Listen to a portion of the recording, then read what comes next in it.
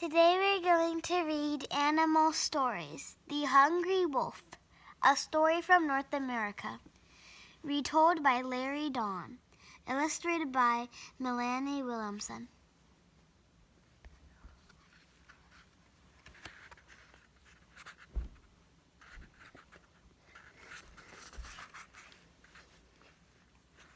In these pages, you will meet the wolf.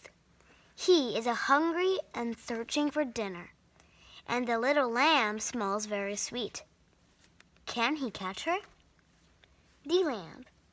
The little lamb is very clever, but can she escape from the hungry wolf and his snapping jaws? The hungry wolf.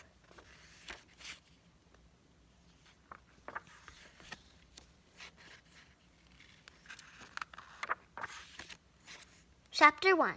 The Fluffy White Animal. The young wolf was hungry and hunting for food. His granny had told him never to eat anything if he did not know its name. It might be dangerous. It might bite back or give him a sore tummy. The wolf spotted a small animal playing in the field above the river. It was white and fluffy and smelled like a snack. He did not know its name, so he knew he should not eat it. But the wolf was very hungry, so he came up with a plan. Yum! He trotted up to the fluffy animal and said, "Good morning. I'm called Wolf. What are you called?"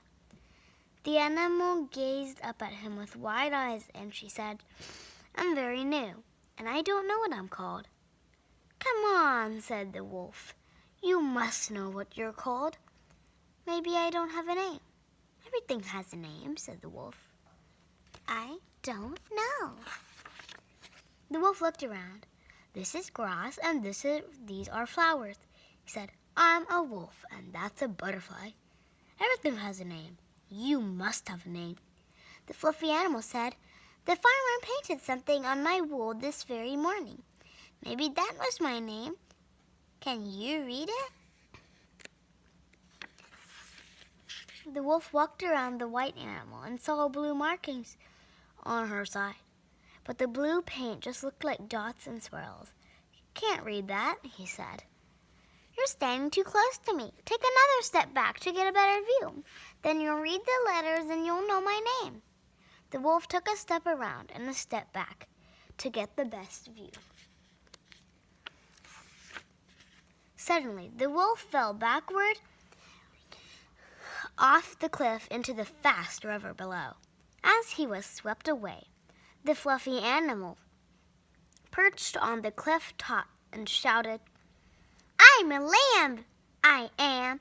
I'm a lamb, you silly wolf, and you will never eat me." "I tricked you." Chapter 2. A Picnic. A few weeks later, the young wolf made his way back to the field to try to catch the lamb again. His back hurt and he had a nasty cold, but he was sure he would get her this time. She was bigger now, but she could not run as fast as the wolf. So he pounced on her, grabbed her, and carried her away from the cliff and the river into the hills. He stopped to eat her in a rocky valley. The lamb said, "I know this place. My uncle Longhorn lives here. If he saw you eat me here, he would be angry, and he would prod you with his thorns. Maybe you should eat me somewhere else." That's her Uncle Longhorn. The wolf kept trotting around with the lamb in his mouth until he reached a stony hilltop. He was panting, and the hill was steep. His mouth was full of fluff. "Could you put the lamb down and eat her here?" "I know this place," the lamb said. "My Auntie Sharphooves lives here. If she saw you eat me here, she would be annoyed, and she would kick you with her hooves. Maybe you should eat me somewhere else." There's Auntie Sharphooves. The wolf kept walking around with the lamb in his mouth. At last, he reached a flat piece of rock on the other side of the hill. "I know this place," the lamb said. "My brother, Big Tooth, lives here. If he saw you eat me here, he would be grumpy, and he would bite you with his teeth. Maybe you should eat me somewhere else." There's her brother, Big Tooth. The wolf gave a long sigh and kept limping around with the lamb in his mouth. Finally, he was so tired he fell over and started to snore. The lamb wriggled out of his jaws and trotted home. Chapter 3. The Wonderful Singer. The next time the wolf caught the lamb, he held her tight in his jaws. "It's night time now," he mumbled through her fluffy fleece. "So this time no one will see me eat you. I can stop where I like." "That's true," said the lamb calmly. "But you know, I've heard some nice things about you since we last met. I've heard that a wolf sings like no other animal. Larks sing to the sunrise, crickets sing to the sunset, but wolves sing to the moon. And I've heard that you sing better than any other wolf," said the lamb. The wolf grinned around the wool in his jaws. He had been better at howling than all the other wolf cubs. "I would love to hear you sing just once before I'm eaten," said the lamb. "Please sing for me." So the wolf put the lamb down, pointed his nose at the moon, and howled. He howled the wolf song to the moon, and he howled loud and long. When he finished and looked down, the lamb had vanished.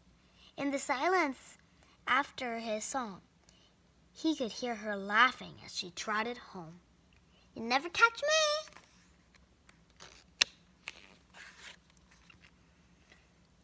A snack or a dinner. The wolf caught the lamb again. "Well done," she said. "You caught me again. But what a shame I'm just a snack, not a meal. I'm still so little. If you eat me now, you'll be hungry again by supper, won't you?" The wolf nodded. "But if you wait until I've eaten lovely green grass all summer, then I'll be such a big meal, you could invite your whole family around for dinner." So eager to be eaten. The wolf could feel the lamb's body in his mouth, and she was right. She was mostly fluff. Not much meat at all. "You've always caught me before." And the lamb said, "I'll be even slower when I'm a sheep. So I'm sure you'll catch me again, and I'll be a much bigger catch." The wolf thought about eating a sheep rather than a lamb. So he put the lamb down. "See you soon," she said as she ran off. "See you later." Whenever the wolf saw the lamb in the distance that summer, she waved to him. "Look how hard I'm working for you. I'm eating as much as I can to get nice and fat. Eat up." The menu. In the autumn, the wolf caught the lamb again, but now she was a sheep. She was big and plump and smelled exactly like summer. "Well done. You caught me again," she said in her lovely, soft voice. "I hope I'll make an excellent dinner. Did you invite all your friends and family around?" The wolf nodded. "Am I going to be a proper meal?" she asked, "with 3 courses?" The wolf shook his head. "Oh, what about some cheese at the end of the meal at least?" asked the sheep. The wolf shook his head again. "Oh, I'm a bit offended. I did all that work over the summer fatting up for you, and now you aren't even having a fancy dinner. I'm a bit hurt." The sheep went all floppy in his mouth. The wolf sighed. Then the sheep said, "I have an idea. I would feel happier about being eaten if you had just 1 bit of cheese afterward. I know where you can get some cheese." "Where?" mumbled the wolf. "In the river," said the sheep. "There's a big, round, white cheese floating in the river. Wade in, hook it out with your claws, Then serve up sheep for the main course and cheese for dessert. The wolf trotted down the path to the riverbank. The sheep was right. There was a big, round, white cheese floating in the water. Promise me? He dropped the sheep and put his heavy claws on her back. Last time I put you down, you ran off. Well, you promised to stay here while I fetched the cheese. I promise I'll be right here when you come out of the river with that cheese, said the sheep with a smile. The wolf stepped into the river and walked slowly toward the cheese. But as he got near, the cheese slipped away, farther into the middle of the river. As he paddled through the water, the rippers broke up the cheese. As he got closer, the current pulled him off his paws. As he splashed and thrashed, trying to get out of the river, he looked up and saw the round white moon shining down at him. He had been fishing for the moon's reflection on the water.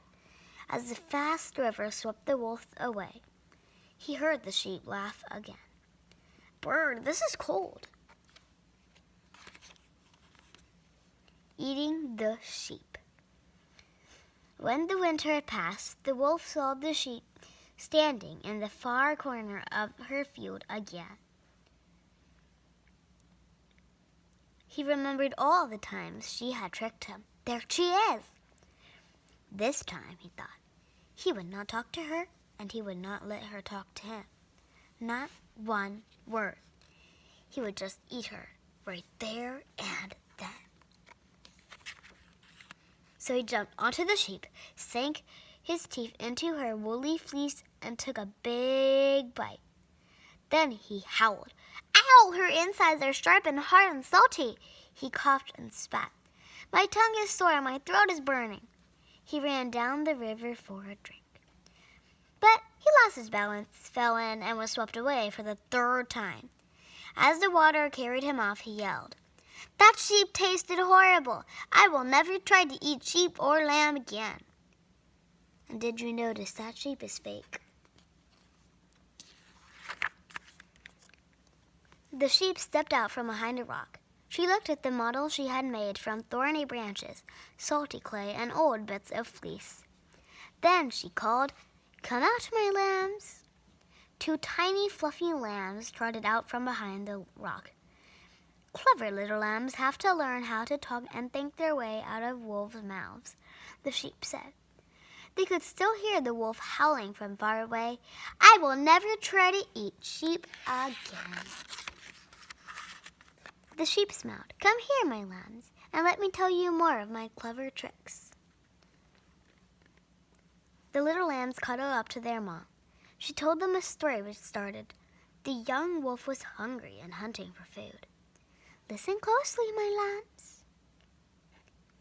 The end. I hope you liked it. Bye. Please subscribe.